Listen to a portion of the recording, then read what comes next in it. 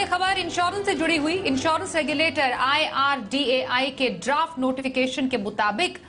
अगर insurance company ग्राहक को डायरेक्ट इंश्योरेंस बेचती है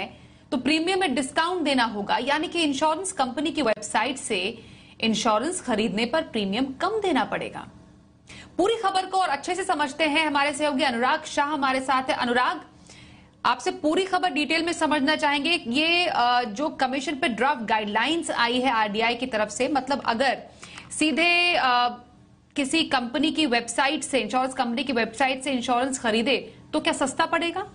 देखिए, इंश्योरेंस रेगुलेटर IRDAI पिछले कुछ महीनों से लगातार नए बदलाव कर रहा है और उसी कड़ी में कमीशन से जुड़ी हुई ड्राफ्ट गाइडलाइंस आई है और उस ड्राफ्ट गाइडलाइंस में कई सारे कमीशन से जुड़े हुए बदलाव के बारे में बताया गया है। उसमें एक चीज ये भी कही गई है कि अगर इंश्योरेंस कंपनी जो है वो डायरेक्ट इंश्योरेंस सेल करती है, डायरेक्ट इंश्योरेंस देती है ग्राहकों को, पॉलिसी होल्डर को, तो उसमें किसी भी तरह का कमीशन नहीं दिया जाना चाहिए और प्रीमियम के अंदर छूट दी जानी चाहिए नेसेसरली, यानी जरूरी तौर पे प्रीमियम पे छूट देनी चाहिए। इसका सीधा मतलब यही है कि अगर आपने इंश्योरेंस कंपनी की वेबसाइट से सीधे तौर पे इंश्योरेंस लिया तो आपको प्रीमियम कम देना पड़ेगा, इंश्योरेंस जो आपको सस्ता पड़ेगा। इसके अलावा भी जो है कमीशन से जुड़ी ड्राफ्ट गाइडलाइंस में कहा गया है जनरल इंश्योरेंस और हेल्थ इंश्योरेंस के लिए कि जो कुल प्रीमियम इंश्योरेंस कंपनियों के द्वारा लिया जा रहा है उसका 20% तक कमीशन दिया जा सकता है और इसमें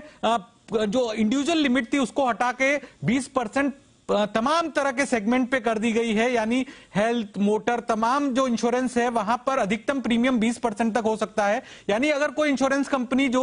हेल्थ इंश्योरेंस का कारोबार ज्यादा करना चाहती है, उसको ज्यादा बड़ा करना चाहती है, तो हेल्थ पे ज्यादा कमीशन दे सकती है और मोटर पे कम दे सकती है, लेकिन कुल जो कमीशन है वो 20% से ज्यादा नहीं होना चाहिए कुल लिए गए प्रीमियम का। इससे पहले ही IRDAI के द्वारा एक्सपेंसेस ऑफ मैनेजमेंट की भी लिमिट तय कर दी गई थी, यानी कुल जो खर्चे होते हैं उसकी लिमिट तय की गई थी और उसे 30% तक रखा गया था। तो उदाहरण के तौर पे अगर कोई कंपनी 100 रुपया प्रीमियम